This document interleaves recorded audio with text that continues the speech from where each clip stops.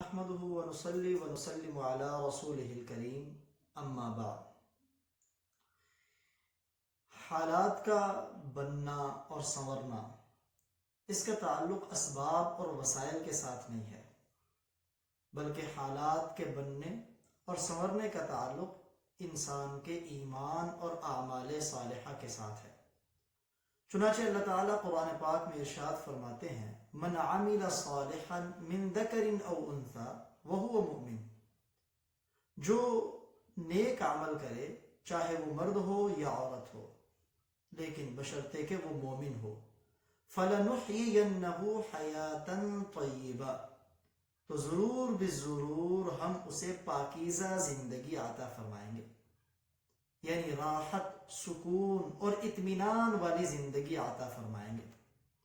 تو آج کی معاشرے میں اور دنیا کے اکثر ممالک میں پھیلی ہوئی بے چینی اور بے سکونی کے لیے جہاں دیگر احتیاطی تدابیر اختیار کی جا رہی ہیں اور وہ کرنی بھی چاہیے کیونکہ شریعت کے ساتھ وہ متصادم نہیں ہے، وہاں ہمیں اپنے اعمال کی اصلاح اور درستگی کی فکر کرنا بھی بڑی ضروری ہے. چنانچہ سب سے پہلا کام کہ ہم اپنے گناہوں پر اللہ تعالی سے توبہ کریں.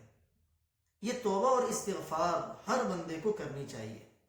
چنانچہ اللہ تعالیٰ قرآن پاک میں سب ایمان والوں کو مخاطب کر کے فرماتے ہیں: وَتُوبُوا إِلَى اللَّهِ جَمِيعًا أَيُّهَا الْمُؤْمِنُونَ، اے مومنو، اے ایمان والو، تم سب کے سب اللہ سے توبہ کرو. کیوں؟ لعلکم تفلحون، تاکہ تم فلاح پا جاؤ. اور دوسرے مقام پر اللہ تعالیٰ نے سب ایمان والوں کو مخاطب کر کے فرمایا: یا ایہا الذین آمنوا توبوا الی اللہ توبۃ نصوحا، اے ایمان والو تم اپنے اللہ سے سچی توبہ کرو. اور تیسرے مقام پہ اللہ فرماتے ہیں: والذین اذا فعلوا فاحشہ او ظلموا انفسهم، جن سے کوئی بے حیائی یا اپنی جان پہ ظلم ہو جائے. یہ جو گناہ کا صدور ہے نا، شریعت کی مخالفت، اللہ اور اس کے رسول کی نافرمانی، حقیقت میں انسان اس کے ذریعے اپنی ہی جان پہ ظلم ڈھاتا ہے. تو اللہ تعالیٰ قرآن میں فرما رہے ہیں اگر تم سے اپنی جانوں پر ظلم ہو جائے یا کوئی بے حیائی کا ارتکاب ہو جائے، فاستغفروا لذنوبہم، تو تم اپنے گناہوں کی اپنے اللہ سے معافی مانگو، مغفرت مانگو، بخشش مانگو. چنانچہ وہ حدیث مبارکہ بھی ساری امت کی رہنمائی کرتی، ٹوٹل بنی آدم کی رہنمائی کرتی، کہ آپ صلی اللہ علیہ وآلہ وسلم نے فرمایا: کل بنی آدم خطاء، ساری اولاد آدم خطا وار ہیں، خطا کی پتلا ہیں، سوائے انبیاء کے. انبیاء علیہ السلام تو معصوم ہیں، ان سے کبیرہ صغیرہ گناہ اس کا صدور ممکن نہیں. انبیاء کے علاوہ باقی تمام اولاد آدم ان سے خطا ہو سکتی ہے، غلطیاں ہو سکتی ہیں. لیکن آگے اللہ فرماتے ہیں، آگے پیارے نبی صلی اللہ علیہ وسلم نے فرمایا: وَخَيْرُ الْخَطَّائِينَ التَّوَّابُونَ، بہترین خطا کار وہ ہے جو خطا ہو جانے کے بعد ڈٹے نہ بلکہ اس پر توبہ کر لے. اب توبہ اور استغفار اس کا ہم سے مطالبہ ہے اور تمام مومنوں سے مطالبہ ہے. استغفار ہے کیا؟ استغفار کہتے ہیں مغفرت طلب کرنا، اللہ سے اپنے گناہوں کی معافی چاہنا، بخشش چاہنا. اور یہ استغفار اور مغفرت طلب کرنا، دیکھیں آپ صلی اللہ علیہ وآلہ وسلم حالانکہ سید المعصومین ہیں، ہر نبی معصوم ہوتا ہے، نبی سے تو گناہ کا ہونا ہی ممکن نہیں، لیکن اور پیارے نبی تو تمام انبیاء کے امام ہیں، اللہ کی مخلوق میں سب سے اعلیٰ ہے. لیکن آپ صلی اللہ علیہ وآلہ وسلم بھی استغفار کرتے تھے اور اس کا آپ کو اللہ کی طرف سے حکم بھی تھا. چنانچہ اللہ تعالیٰ فرماتے ہیں: فَسَبِّحْ بِحَمْدِ رَبِّكَ وَاسْتَغْفِرْهُ إِنَّهُ كَانَ تَوَّابًا، آپ اپنے رب کی تسبیح اور تحمید کریں اور اس سے اپنے گناہوں کی، اس سے استغفار کریں، مغفرت طلب کریں، کیونکہ اللہ تعالی بہت معاف کرنے والے ہیں۔ چنانچہ آپ استغفار کا کس قدر اہتمام فرماتے؟ ہر فرض نماز کے بعد صحیح بخاری اور مسلم کی روایت ہے، آپ صلی اللہ علیہ وسلم جب سلام پھیرتے تو 3 مرتبہ استغفر اللہ استغفر اللہ استغفر اللہ کہا کرتے تھے۔ اور آپ صلی اللہ علیہ وآلہ وسلم سے متعلق عبداللہ ابن عمر رضی اللہ تعالی عنہما صحابہ کرام میں محدث کے لقب سے مشہور ہے، سنتوں کی بہت زیادہ اہتمام اور بہت زیادہ پاسداری کرنے والے۔ وہ فرماتے ہیں کہ ہم نے آپ کو جس بھی مجلس میں آپ بیٹھتے آپ صلی اللہ علیہ وآلہ وسلم، ہم نے خود شمار کیا کہ آپ کی کوئی مجلس بھی ایسی نہ ہوتی جس میں آپ 100 مرتبہ اللہ کے سامنے ان الفاظ کے ساتھ استغفار نہ کرتے۔ وہ الفاظ کیا ہیں؟ رب اغفر لی وتب علی انک انت التواب الرحیم، اے میرے رب میری مغفرت فرما، وتب علی اور میری توبہ قبول فرما، انک انت التواب الغفور، بے شک آپ بہت توبہ قبول کرنے والے اور بہت معاف کرنے والے۔ چنانچہ آپ صلی اللہ علیہ وسلم کے اوپر سب سے پہلے ایمان لانے والے مردوں میں سیدنا ابو بکر صدیق رضی اللہ تعالی عنہ، نام ان کا اصل عبداللہ ہے لیکن ابو بکر کی کنیت سے معروف و مشہور ہے۔ ایک دن آپ صلی اللہ علیہ وسلم سے عرض کرنے لگے، یا رسول اللہ مجھے کوئی ایسا عمل بتائیں، ایسی دعا بتائیں جسے میں اپنی نماز کے اندر مانگا کروں۔ تو آپ صلی اللہ علیہ وآلہ وسلم نے دیکھیں اپنے سب سے جگری دوست، اپنے سب سے قریبی یار کو کون سا وظیفہ تلقین فرمایا کہ آپ نے فرمایا، اے صدیق اگر نماز میں دعا مانگنی ہو تو یہ مانگا کرو، اللہم انی ظلمت نفسی ظلما کثیرا، اے اللہ بالیقین مجھ سے اپنی جان پر بڑا ظلم ہوا، ولا یغفر الذنوب الا انت، تیرے سوا معاف کرنے والا بھی تو کوئی نہیں، فاغفر لی مجھے معاف فرما، مغفرۃ من عندک اپنی طرف سے، وارحمنی اور میری حالت پر رحم فرما، انک انت الغفور الرحیم، بالیقین آپ بہت معاف کرنے والے بڑا رحم کرنے والے۔ درود شریف کے بعد بعض رب جعلنی پڑھتے ہیں اور بعض لوگ یہی دعا اللہم انی ظلمت نفسی یہ دعا پڑھی جاتی۔ لیکن غور کرنے کی بات یہ ہے کہ نماز انسان نے کون سے کوئی گناہ کا کام کیا، ایک فریضہ ادا کیا ہے اور وہ جو سراسر خیر ہی خیر ہے، عبادت ہی عبادت ہے، اور دوسرا اس پہ غور کریں کہ وہ نماز پڑھنے والا ہے کون، جو انبیاء کے بعد اللہ کے مخلوق میں سب سے افضل ترین انسان ہے، کہ انبیاء کو ایک طرف کر لیں، باقی اللہ کی ساری مخلوق وہ ساری ایک طرف نماز پڑھے اور صدیق دوسری طرف نماز پڑھیں تو صدیق کی نماز کا وزن ساری امت کی نمازوں کو جمع کر لیا جائے ان سب سے زیادہ ہے۔ تو صدیق کو سکھایا جا رہا ہے۔ وجہ کیا ہے؟ علماء بیان فرماتے ہیں وجہ اس کی یہ ہے کہ کوئی انسان کتنی اعلیٰ سے اعلیٰ عبادت کرے لیکن تب بھی وہ اللہ کی شیان شان نہیں ہو سکتی، اس لیے عمل کرتا جا اور اللہ تعالی کے سامنے مغفرت مانگتا جا، ڈرتا بھی جا اور عمل بھی کرتا جا۔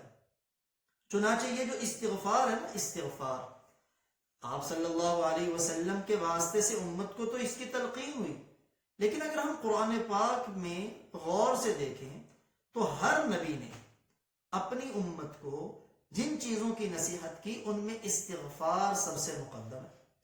چنانچہ قرآن پاک کی صورت ہے سورہ ہود، اس میں ہود علیہ السلام اپنی قوم سے مخاطب ہو کے انہیں فرماتے ہیں، یا قوم استغفروا ربکم ثم توبوا الیہ، اے میری قوم اپنے رب سے مغفرت مانگو، معافی مانگو اور پھر اپنے رب سے توبہ کرو، کیا ہوگا؟ یرسل السماء علیکم مدرارا، وہ آسمان سے تمہارے اوپر موسلا دار بارش نازل کرے گا، وَيَزِدُكُمْ قُوَّةً إِلَىٰ وَيَزِدُكُمْ قوتا الی قوتکم، اور تمہاری قوت میں، طاقت میں مزید ترقی آئے گی. ولا تتولوا مجرمین، استغفار چھوڑ کر اپنے آپ کو مجرموں میں شامل مت کرنا. چنانچہ سورہ نوح کو اٹھائیں تو نوح علیہ السلام بھی اپنی قوم کو کیا نصیحت کر رہے ہیں؟ اللہ تعالیٰ کا قرآن کہتا ہے فَقُلْتُ اسْتَغْفِرُوا رَبَّكُمْ، نوح کہتے ہیں میں نے کہا اپنے رب سے معافی مانگو، إِنَّهُ كَانَ غَفَّارًا، بے شک اللہ بہت معاف کرنے والے. اور کیا ہوگا جب تم معافی مانگو گے؟ يُرْسِلِ السَّمَاءَ عَلَيْكُمْ مِدْرَارًا، آسمان سے موسلادھار بارشیں اتریں گی، رحمت کے برسات ہوگی. وَيُمْدِدْكُمْ بِأَمْوَالٍ، اور اللہ تعالیٰ تمہاری مال کے ذریعے مدد کریں گے. وَبَنِينَ، اور اولاد اور بیٹے اللہ تعالیٰ تمہیں عطا فرمائیں گے. وَيَجْعَلْ لَكُمْ جَنَّاتٍ، اور تمہیں اللہ تعالیٰ باغات عطا فرمائیں گے. وَأَنْهَارًا، اور نہریں اللہ تعالیٰ جاری فرما دیں گے. دیکھیں ایک استغفار ہے، اس استغفار میں اگر کسی کو اپنی قوت میں اضافہ چاہیے تو اللہ کا قرآن بتا رہا ہے کہ قوت میں ترقی اس کی بنیاد ہے استغفار. وہ استغفار کرے وَيَزِدْكُمْ قُوَّةً إِلَىٰ قُوَّتِكُمْ. اگر کسی کو مال کی ضرورت ہے، جیسے آج کل ایک لاک ڈاؤن ہو رہا ہے، دکانیں بند ہیں، کاروبار بند ہے کرونا وائرس کی وجہ سے، تو مال کی ضرورت بھی اگر ہے تو کثرت سے استغفار، میرا بتلایا ہوا نہیں، اللہ کے قرآن کی تعلیم ہے. اور اگر کسی کو بیٹوں کی شکل میں اولاد چاہیے، نورینہ اولاد نہیں، تو اس کے لیے بھی تعلیم یہ ہے کہ وہ استغفار کرے. تو اللہ تعالیٰ بیٹوں کے ذریعے، کسی کو باغات چاہیے وہ بھی استغفار کرے تو اللہ تعالیٰ استغفار کی بدولت باغات بھی اسے عطا فرمائیں گے. اور استغفار ہی وہ چیز ہے، استغفار کثرت کے ساتھ کرنے سے انسان کے اعمال درست ہو جاتے ہیں. انسان کے اعمال کی اصلاح بھی استغفار کے اوپر مبنی. چنانچہ آپ کے صحابی ہیں حذیفہ رضی اللہ تعالی عنہ، صاحب سر رسول جنہیں کہا جاتا ہے، آپ صلی اللہ علیہ وسلم کے رازدان ہیں. آپ نے منافقین کے نام انہیں بتائے ہوئے تھے اور کسی کو نہیں بتائے تھے. چنانچہ صحابہ کرام بھی حذیفہ سے پوچھا کرتے تھے کہ کہیں ہمارا نام تو اس فہرست میں نہیں ہے. تو سیدنا حذیفہ کہتے ہیں میں آپ کے سامنے حاضر ہوا اور میں نے عرض کیا یا رسول اللہ، اپنے گھر والوں کے بارے میں تیز زبان ہوں، یعنی زبان کی تیزی ہے تو کہیں ان کی حق تلفی نہ ہو جائے، دل آزاری نہ ہو جائے. تو آپ نے فرمایا کہ اے حذیفہ اگر اپنی اصلاح کرنا چاہتے ہو تو تم استغفار کو کیوں چھوڑے ہوئے ہو؟ یعنی استغفار کرو، تمہاری زبان کی تیزی اللہ تعالیٰ ختم فرمائیں گے. استغفار کرو اور اپنے اللہ سے توبہ کرو. چنانچہ اعمال کی اصلاح کا دار و مدار بھی استغفار. اور انسان اگر تنگ دست ہے، تنگ دستی کا علاج بھی اللہ کی بارگاہ میں استغفار. کسی کے ہاں فقر و فاقہ ہے تو ہمارے ہاں تو مشورہ دیا جاتا ہے کہ فقر و فاقہ ہے، تم یوں کر لو ایسے ہوگا، یوں کر لو ایسے ہوگا، یہ کاروبار کرو. لیکن اللہ کے قرآن سے، پیارے نبی کے فرمان سے تو پوچھیں ایز اے مسلم کہ ہمارے فقر و فاقہ کا علاج کس میں ہے، ہماری تنگ دستیاں وسعتوں میں کیسے تبدیل ہو جائے. تو آپ صلی اللہ علیہ وآلہ وسلم نے فرمایا من لزم الاستغفار، جو استغفار کو لازم پکڑ لیتا ہے، اپنے رب سے معافی مانگتا رہتا ہے، مانگتا رہتا ہے، تو جعل اللہ له من کل ضیق مخرجا، تو اللہ تعالیٰ اس کے لیے تنگیوں سے نکلنے کا راستہ بنا دیتے ہیں. وہ تنگیوں سے وسعتوں میں آ جاتا ہے، ٹینشنوں سے راحت اور سکون میں آ جاتا ہے. اور دوسرا وَرَزَقَهُ مِنْ حَيْثُ لَا يَحْتَسِبُ، جو استغفار کو لازم پکڑتا ہے اللہ تعالیٰ اسے ایسی جگہ سے رزق عطا فرماتے ہیں کہ اس کا وہم و گمان بھی نہیں ہوتا کہ مجھے یہاں سے روزی ملے گی. بڑے لوگ اپنے معاملات بتاتے ہیں جی میں نے وہ کام کیا، مجھے امید نہیں تھی لیکن اللہ نے مجھے اتنی روزی دی کہ میرے وہم و گمان میں بھی نہیں تھا کہ مجھے اتنی روزی ملے. تو استغفار یہ انسان کے لیے تنگ دستیوں والی حالات کو بدلنے کا بھی ذریعہ ہے، فقر و فاقہ کے حالات سے نکلنے کا بھی ذریعہ ہے. اور یہ استغفار ہی تو ہے شیطان جب اس نے آدم علیہ السلام کو سجدہ نہ کیا اور مقابلے میں دلیل پیش کی انا خیر من، کہ سجدہ کیوں کروں، میں تو آدم سے بہتر ہوں، اور دلیل کیا دی، خلقتنی من نار وخلقتہ من طین، کہ مجھے تو آپ نے آگ سے پیدا کیا ہے اور آدم کو آپ نے مٹی سے پیدا کیا ہے۔ بھلا آگ جس کے اندر تعلی ہے، بلندی ہے، اور مٹی اس کے لیے تو پستی ہے، تو بلند چیز پست چیز کے سامنے کیسے جھک سکتی؟ چنانچہ اللہ تعالیٰ نے فرمایا فخرج فإنک رجیم، نکل جا میری بارگاہ سے، تو مردود ہے اور تجھ پر میری لعنت برستی رہے گی۔ اور شیطان نے پھر مہلت مانگی کہ مجھے مہلت دی جائے دوبارہ زندہ ہونے تک کے دن کے لیے، تو اللہ تعالیٰ نے فرمایا قیامت تک کے لیے تجھے مہلت ہے۔ جب اسے مہلت مل گئی تو اس وقت اس نے پھر اللہ کی بارگاہ میں چیلنج کیا، لآتینہم من بین ایدیہم ومن خلفہم وعن ایمانہم وعن شمالہم ولا تجد اکثرہم شاکرین، کہ میں اب انسان کے آگے سے بھی حملہ کروں گا، پیچھے سے بھی حملہ کروں گا، دائیں جانب سے بھی آؤں گا، بائیں جانب سے بھی آؤں گا، اور دوسرے مقام پہ کہ میں پیدل بھی اس کے پیچھے دوڑ لگاؤں گا اور اپنے گھوڑے بھی اس کے پیچھے دوڑاؤں گا، تاکہ جیسے میں مردود ہوا ہوں، میں بھٹکا ہوں، ایسے ان کو بھی اپنے ساتھ بھٹکا کے جہنم میں لے جاؤ۔ تو اللہ تعالیٰ نے حدیث مبارکہ میں آتا ہے، اللہ تعالیٰ نے فرمایا تو لاکھ محنت کرے گا، میرا بندہ تیرے پیچھے لگ بھی جائے گا، لیکن کبھی اسے ہوش جو آیا اور اس نے میرے سامنے استغفار کیا تو میں تیری ساری محنت پہ پانی پھیر کے اپنے بندے کے سارے گناہوں کو معاف کر دوں گا۔ اور زیادہ استغفار کرنے والے کو اللہ کے نبی خوشخبری دے رہے ہیں۔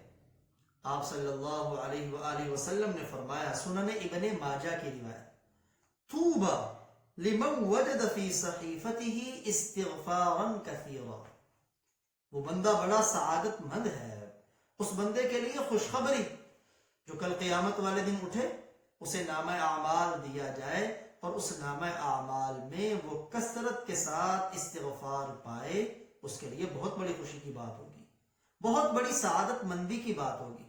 چنانچہ یہ خوشخبری بلا یوں کم ہے، جیسے ایک صحابی آئے، عرض کی یا رسول اللہ ایمان تو بتائیں کیا ہے، یعنی مجھے ایمان کی علامت بتائیں۔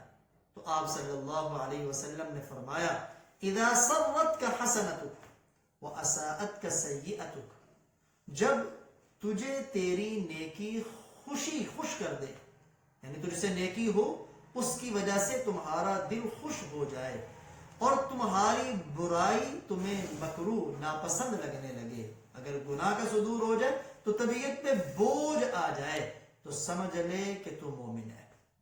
چنانچہ اللہ کے پیارے حبیب صلی اللہ علیہ وآلہ وسلم کی دعاؤں میں ایک یہ دعا بھی ہے کہ آپ اپنے اللہ سے مانگا کرتے تھے، اللہم مجعلنی من الذین اذا احسنوا استبشروا، یا اللہ مجھے ان لوگوں میں شامل فرما کہ جب ان سے نیکی ہو تو ان کا دل خوش ہو جائے، اور وَإِذَا أَسَاءُوا اسْتَغْفَرُوا، اور جب ان سے کوئی برا کام ہو جائے تو اس پر وہ معافی مانگیں، استغفار کریں۔ تو آپ صلی اللہ علیہ وسلم نے دعا بھی مانگی، لیکن جیسے کہ آج کل ہمارے حالات ہیں کہ عبادت ہے تو عبادت کے اندر بھی غفلت ہے، ذکر کرتے ہیں ذکر کے اندر بھی غفلت ہے، جو بھی نیکی کا کام ہے تو دنیا کے اندر پھنس جانے کی وجہ سے دین کے معاملات میں غفلت ہی غفلت ہے۔ اب یہ جو ترغیب دی جا رہی ہے استغفار کی، ہو سکتا ہے استغفار ہم کریں، لیکن ہمارے استغفار بھی تو غفلت سے خالی نہیں ہوگا، استغفار بھی تو غفلت سے خالی نہیں ہوگا، یعنی زبان پر استغفار ہوگا لیکن دل کہیں اور لگا ہوگا، اور ہمیں خبر بھی نہ ہوگی کہ ہم زبان سے کیا پڑھ رہے ہیں، بلکہ بعض تو عین گناہ کر رہے ہوں گے اور زبان پر استغفار کی تسبیح جاری ہوگی۔ کوئی بازار میں کھڑا ہے، اپنی نظر کو آزاد کیے ہوئے ہے بے حیائی کے اندر، لیکن ہاتھ میں تسبیح ہے اور زبان کے اوپر استغفار ہے، تو اس استغفار کا اسے کیا فائدہ؟ چنانچہ بڑی اللہ والی گزری ہیں رابعہ بصریہ رحمہ اللہ تعالی، وہ کہا کرتی تھی کہ یہ جو ہم استغفار کرتے ہیں نا، استغفارنا یحتاج الی استغفار کثیر، ہمارا کیا ہوا استغفار تو اسے اور زیادہ استغفار کی ضرورت ہے. یعنی ہمارا استغفار، وہ استغفار غفلت میں چونکہ ہوتا ہے، وہ بھی معصیت ہے، نافرمانی ہے، اس استغفار کے لیے بھی ہمیں استغفار کرنے کی ضرورت ہے. اور ایک اللہ والے گزرے ہیں، علامہ ابن خیسم رحمہ اللہ تعالی، وہ تو علامہ ربیع ابن خیسم رحمہ اللہ تعالی، تو وہ تو لوگوں کو ڈانٹا کرتے تھے، منع کیا کرتے تھے. جب یہ لوگ یوں کہتے تھے نا استغفر اللہ واتوب الیہ، تو منع کرتے تھے، یوں نہ کہا کرو. تو لوگ آگے سے پوچھتے، حضرت استغفار کر رہے ہیں اور آپ منع فرما رہے ہیں. تو آپ فرمایا کرتے تھے کہ استغفر اللہ جب تم کہتے ہو تو یہ تم ایک دعویٰ کر رہے ہو کہ میں اپنے اللہ سے معافی مانگتا ہوں، میں اپنے اللہ سے واتوب الیہ توبہ کرتا ہوں. تو یہ تو ایک دعویٰ ہے. اور اگر غفلت کی صورت میں تم یہ کہہ رہے ہو، دل تمہارا غافل ہے، زبان دعویٰ کر رہی ہے، تو تم تو اپنے دعوے میں جھوٹے ہو. اس لیے یوں نہ کہا کرو، بلکہ اگر کہنا ہی ہے تو ان الفاظ کے ساتھ کہا کرو، اللہم اغفر لی وتب علی، یعنی اللہ سے دعا مانگنے کی شکل میں کہا کرو، اللہ اکبر، اللہم اغفر لی وتب علی. جیسے میں نے پیچھے ابھی بیان کیا نا کہ آپ ہر مجلس میں یہ والا استغفار کم از کم 100 مرتبہ پڑھا کرتے تھے. تو علامہ ربیع بن خیسم فرماتے ہیں کہ اس میں دعا ہے. دعا اگرچہ غفلت کے ساتھ کہ انسان زبان سے کچھ کہہ رہا ہے لیکن دل متوجہ نہیں، اگرچہ یہ اللہ کی بارگاہ میں بے ادبی ہے، لیکن پھر بھی کبھی کوئی ایسا وقت ہوگا جو قبولیت کا وقت ہوگا، اس کے غفلت والے دل کے باوجود بھی اللہ اس کی دعا قبول کر لے تو اس کا بیڑا پار ہو جائے گا. اس لیے وہ فرمایا کرتے تھے کہ ان الفاظ کے ساتھ استغفار کیا جائے. اب دیکھیں استغفار کرنا کیسے ہے، ہم نے اس کا طریقہ بھی سیکھے. سیدنا علی المرتضی شیر خدا رضی اللہ تعالی عنہ وہ روایت بیان کرتے ہیں خلیفہ بلا فصل سیدنا ابوبکر صدیق رضی اللہ تعالی عنہ سے، اور سیدنا صدیق اکبر رضی اللہ تعالی عنہ فرماتے ہیں نبی اکرم صلی اللہ علیہ وآلہ وسلم نے ارشاد فرمایا، جو شخص گناہ کر بیٹھے، اب ظاہری بات ہے انسان ہے، خطا کا پتلا ہے، گناہ تو ہو سکتا ہے، تو طریقہ بتلایا، فرمایا اچھی طرح وضو کرے، وضو کے بعد 2 رکعت پڑھے اور پھر اللہ سے معافی مانگے تو اللہ تعالی ضرور اس کو بخش دیں گے. جامع ترمذی اور سنن ابن ماجہ کی یہ روایت ہے. تو یہ طریقہ بھی ہمیں بتلایا گیا، کیونکہ قرآن پاک میں ایک جگہ پہ نا وَتُوبُوا إِلَى اللَّهِ جَمِيعًا، اور دوسری میں ہے توبوا إِلَى اللَّهِ تَوْبَةً نَصُوحًا. مطلق توبہ کا مطالبہ نہیں ہے، بلکہ توبہ نصوحہ، سچی توبہ، اس کا مطالبہ. اب سچی توبہ، توبہ نصوحہ اور سچی توبہ یہ کون سی ہے؟ چنانچہ روایات کو اور قرآن کی آیات کو مد نظر رکھتے ہوئے علماء کرام فرماتے ہیں، اولیاء امت فرماتے ہیں، جس توبہ کے اندر 3 امور ہوں، وہ توبہ نصوحہ ہے، وہ توبہ سچی توبہ ہے، وہ توبہ اخلاص والی توبہ ہے. پہلی چیز کہ جو گناہ کیا ہے اپنے کیے ہوئے پر شرمندگی، پشیمانی، نادم ہو، دل کے اندر شرمندہ ہو کہ مجھ سے یہ کام کیوں ہو گیا، اور آنے والے وقت میں اس گناہ کو نہ کرنے کا پختہ عزم. نمبر 3، اور جو ایسے حقوق ہیں کہ جن کی تلافی بغیر ان کو ادا کیے ممکن نہیں، ان حقوق کو ادا کرے. انتہائی اہم پوائنٹ ہے یہ تیسرا. بسا اوقات ہم لوگ کوئی بیان سن کے یا کسی حالات کی وجہ سے توبہ استغفار کرتے ہیں، پہلے 2 باتوں کو تو مد نظر رکھا جاتا ہے، اپنے کیے پہ پشیمانی اور شرمندگی بھی ہوتی ہے، اور آئندہ سے نہ کرنے کا پختہ عزم بھی ہوتا ہے. لیکن جن لوگوں کے حقوق، چاہے وہ لوگوں کے حقوق ہیں یا حقوق اللہ ہیں، جن کی تلافی وہ بغیر ادا کیے ممکن ہی نہیں، ان کا کوئی خیال نہیں کیا جاتا، کیونکہ حقوق دو قسم پر ہیں، ایک ہے حقوق اللہ اور ایک ہے حقوق العباد۔ حقوق اللہ میں بعض حقوق وہ ہیں وہ توبہ کرنے کے بعد جب تک ان کو ادا نہ کیا جائے اس وقت تک توبہ مکمل نہیں ہوتی۔ مثلا نمازیں نہیں پڑھتا تھا، اب توبہ اور استغفار کی، تو یہ نہیں کہ جو پیچھے اس نے پڑھی نہیں وہ معاف ہو گئی، بلکہ ان کو ادا کرنا پڑے گا۔ اور اس کی ترتیب علماء کرام یہ بیان فرماتے ہیں کہ بالغ ہونے کے بعد 15 سال کی عمر اپنی حد بلوغت لے لے، اس کے بعد سے اب کی عمر کا حساب کر لے۔ مثلا اگر عمر ابھی 20 سال ہے تو دیکھیں 5 سال اگر اس نے بالکل نماز نہیں پڑھی تو گویا 5 سال کی نمازوں کی قضا اس کے ذمے ہے، فرائض کی قضا اور واجبات کی قضا۔ چنانچہ اب ضروری نہیں کہ ہر نماز کے ساتھ، مثلا فجر کے ساتھ صرف فجر کی پڑھ سکتا ہے، نہیں، آپ ایک ہی وقت میں 5 نمازیں بھی دہرا سکتے ہیں۔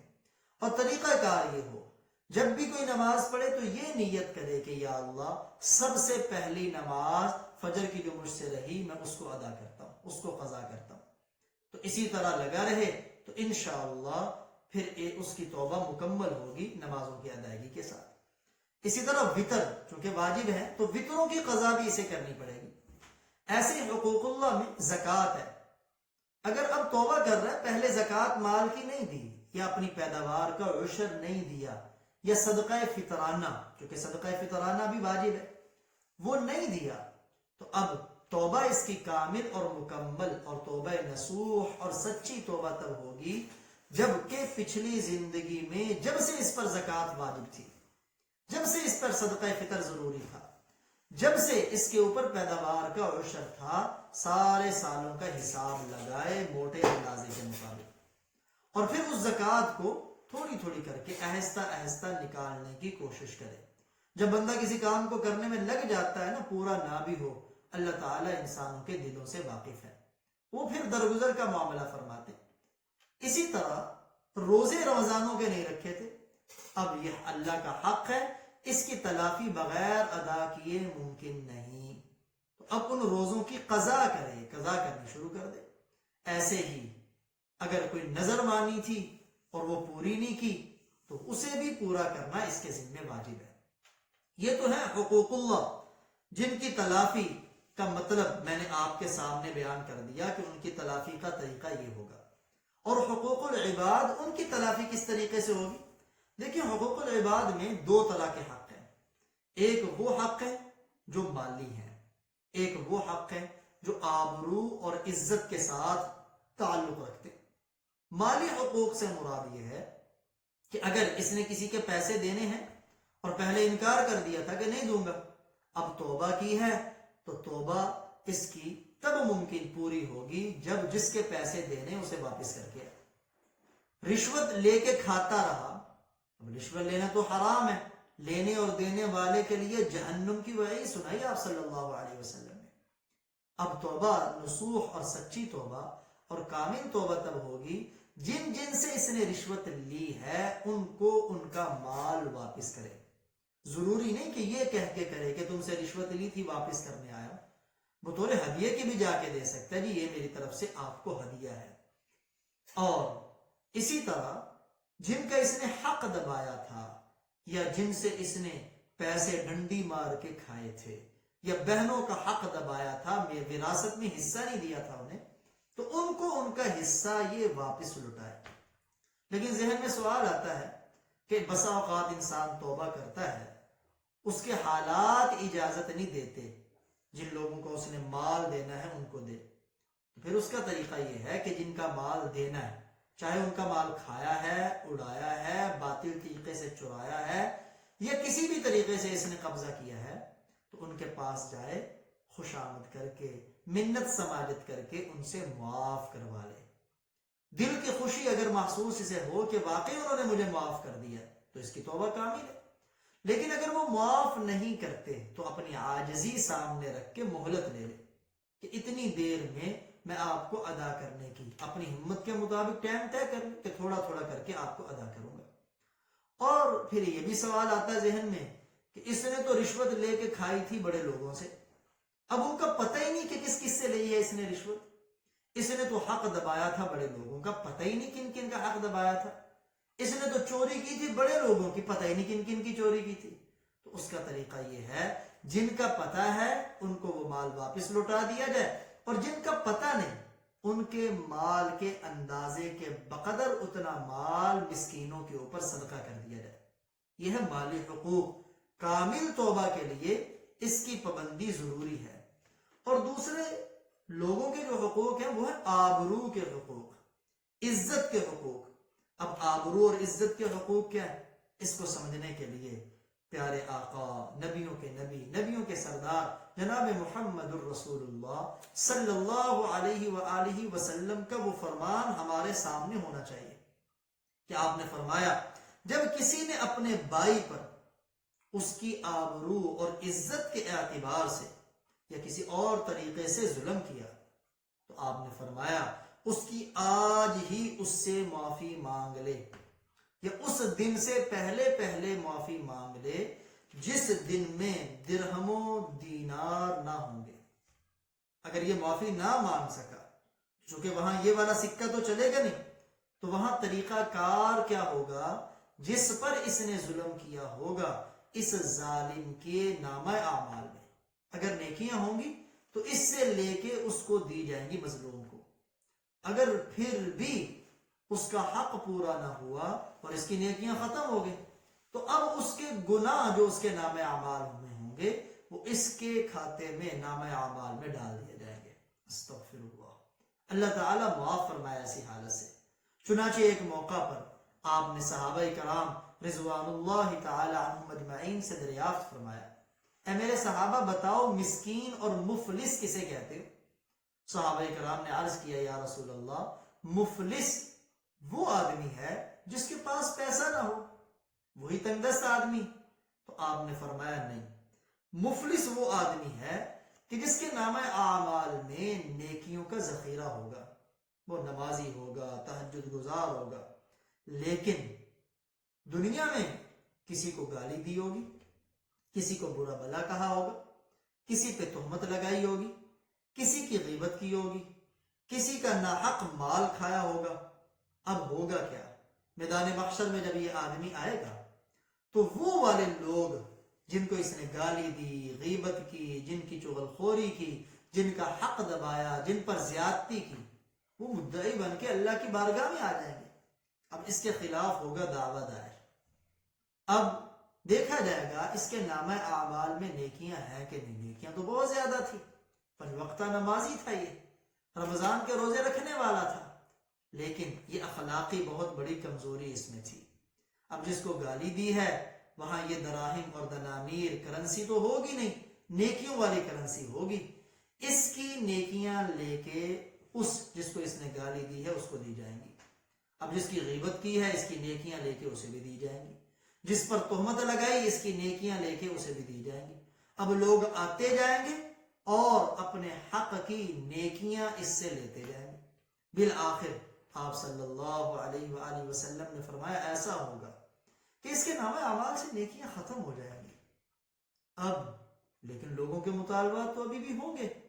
اب کیا ہوگا، جن کے مطالبات ہوں گے، جن کو اس نے ستایا ہوگا، اب ان کے گناہوں کو اس کے نامہ اعمال میں جمع کر کے اس بندے کو دوزخ میں ڈال دیا جائے گا۔ کتنا بڑا مفلس آدمی، کتنا بڑا تنگ دست آدمی۔ تو اگر کسی کی بے عزتی کی ہے تو اگر یہ رو رو کے بھی گڑ گڑا کے توبہ کر رہا ہے، اگر کسی کو تکلیف پہنچائی ہے، کسی کا حق کھایا، تو میرے بھائی یاد رکھیں اس وقت تک توبہ کامل نہیں ہوگی، توبہ نصوحہ سچی توبہ نہیں ہوگی جب تک کہ ان حق والوں سے حق یا ادا نہ کر دیا جائے یا معاف نہ کروا لیا جائے۔ اب استغفار تو ہم نے پڑھا کہ ہم نے استغفار کرنا کیسے، تو استغفار کن الفاظ کے ساتھ کرنا ہے، استغفار والے الفاظ کیا ہیں؟ آیا آپ صلی اللہ علیہ وآلہ وسلم سے کچھ الفاظ ثابت ہیں؟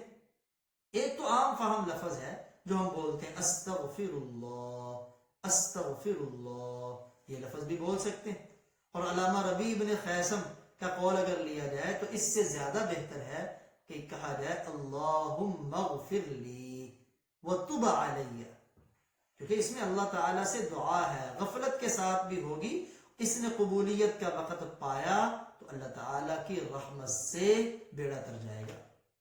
تو چنانچہ پہلا استغفار کا طریقہ وہی ہے جس کو آپ صلی اللہ علیہ وآلہ وسلم اختیار فرمایا کرتے تھے، اللہم اغفر لی وتب علی انک انت التواب الغفور۔ آپ ہر مجلس میں 100 مرتبہ اسے پڑھا کرتے تھے۔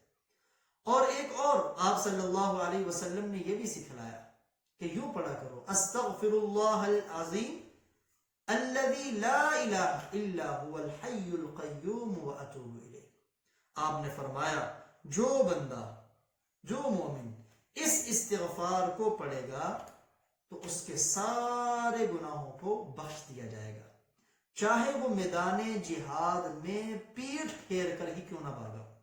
کیونکہ میدان جہاد میں دشمن سے لڑائی ہو رہی ہو اور کوئی آدمی پیٹھ پھیر کے بھاگ جائے، اسے کبیرہ میں بھی بڑا کبیرہ گناہ شمار کیا گیا۔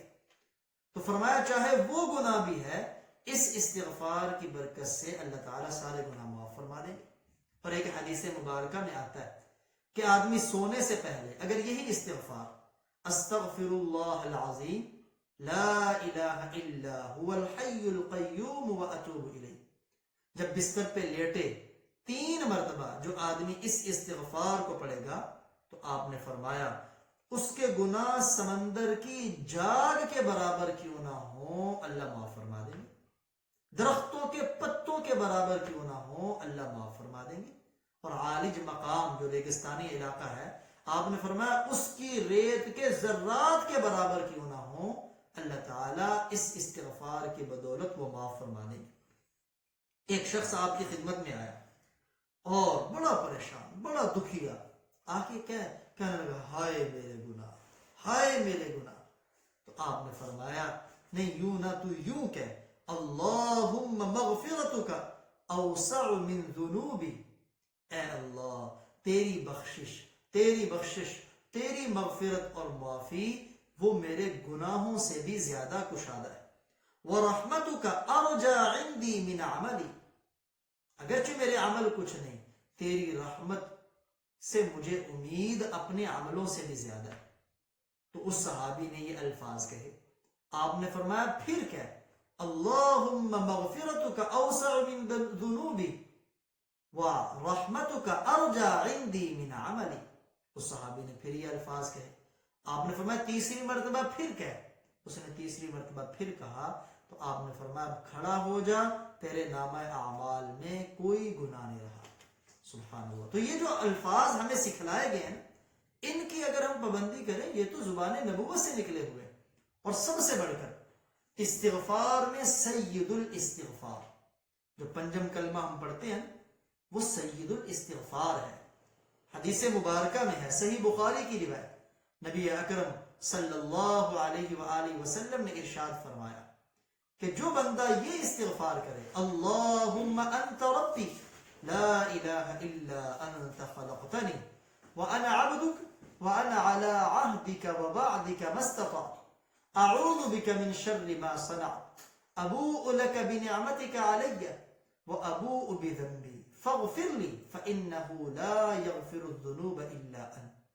وسلم نے فرمایا جو صبح کے وقت یقین کے ساتھ اس استغفار کو پڑھے گا، شام سے پہلے اگر اسے موت آ گئی تو سیدھا جنت میں جائے گا، اور اگر جس نے شام کے وقت ایک مرتبہ اس استغفار کو پڑھا، یہ جو سید الاستغفار ہے، صبح سے پہلے اسے موت آ گئی تو سیدھا جنت کے اندر جائے گا۔ تو میرے محترم بھائیوں اور بزرگوں، یہ ہمیں جو استغفار کی تلقین کی گئی ہے تو ہم اپنے اللہ سے توبہ کریں، اور سچی توبہ، جیسے میں نے پہلے عرض کیا کہ 3 کام، پہلے کیے ہوئے پر شرمندگی، آئندہ سے نہ کرنے کا پختہ عزم، اور جو حقوق ہیں جن کو بغیر ادا کرنے کے ان کی تلافی نہیں ہو سکتی، چاہے ان کا تعلق حقوق اللہ سے ہے، چاہے ان کا تعلق حقوق العباد سے ہے، ان کو پورا کریں۔ اور ایک اور بزرگوں نے لکھا کہ اگر کوئی بندہ توبہ میں 8 اعمال کرے تو اس کی وہ توبہ نصوحہ ہے، اس کی توبہ سچی توبہ ہے، اخلاص پہ مبنی، ان میں سے 4 کا تعلق ہے انسان کے دل کے ساتھ، اور 4 کا تعلق ہے انسان کے بدن کے ساتھ. وہ 4 جن کا تعلق انسان کے دل کے ساتھ ہے کہ آئندہ پہلے تو توبہ کرے. نمبر 2، آئندہ سے اس گناہ کو نہ کرنے کا پختہ عزم کرے. نمبر 3، اپنے رب کے عذاب سے ڈرے اس گناہ پر. نمبر 4، توبہ کرنے پر اللہ سے معافی کی امید اس کے دل میں ہو. مایوس نہ ہو کہ میں توبہ کر رہا ہوں پتہ نہیں معاف نہیں ہوگا. نہیں، معافی کی امید دل کے اندر ہو. یہ 4 کام وہ ہیں جن کا تعلق دل کے ساتھ ہے، اور 4 کام وہ ہیں جن کا تعلق انسان کے بدن کے ساتھ ہے. وہ 4 کام کون سے ہیں؟ نمبر 1، 2 رکعت صلاۃ التوبہ پڑھے اللہ تعالیٰ کی بارگاہ میں. نمبر 2، 70 مرتبہ استغفار کرے، استغفر اللہ استغفر اللہ. کیونکہ یہ جو 70 کا لفظ ہے اللہ تعالیٰ نے قرآن پاک میں بھی فرمایا استغفر لہم او لا تستغفر لہم. آپ ان منافقین کے لیے استغفار کریں یا نہ کریں. ان تستغفر لہم 70 مرہ، آپ 70 مرتبہ بھی استغفار کریں، اللہ نے ان کی معافی نہیں فرمائی. تو پتہ چلا 70 کے عدد کو استغفار میں بڑا دخل ہے. تو دوسرا عمل یہ کرے کہ 70 مرتبہ اپنے اللہ سے استغفار کرے، صرف زبان کی نوک سے نہیں بلکہ اس کے معنی کو سمجھتے ہوئے مکمل توجہ کے ساتھ کہ میں اپنے اللہ سے اپنے گناہوں کی معافی مانگ رہا ہوں. اور تیسرا عمل یہ کرے سبحان اللہ العظیم وبحمدہ، یہ 100 مرتبہ پڑھے. کیونکہ جو بندہ سبحان اللہ العظیم وبحمدہ 100 مرتبہ پڑھتا ہے تو اللہ تعالیٰ اس کے سارے پچھلے گناہوں کو معاف فرما دیتے ہیں، چاہے سمندر کی جھاگ کے برابر کیوں نہ ہو. اور چوتھا عمل کہ صدقہ خیرات اللہ کے راستے میں کرے. اگر صدقہ کرنے کی ہمت اور طاقت نہیں تو پھر نفلی روزہ اس کے اوپر رکھے. جب ہم یہ نفس پہ مشقت اور بھار ڈالیں گے نا تو انشاءاللہ یہ نفس کو لگام دینا ہے، پھر یہ ہمیں گناہ میں جلدی لے کے نہیں جائے گا. اللہ تعالیٰ سے دعا ہے اللہ تعالیٰ پوری امت مسلمہ کے گناہوں کو معاف فرمائے اور ہمیں کثرت کے ساتھ استغفار کرنے کی اللہ تعالیٰ توفیق عطا فرمائے. وآخر دعوانا الحمدللہ رب العالمین.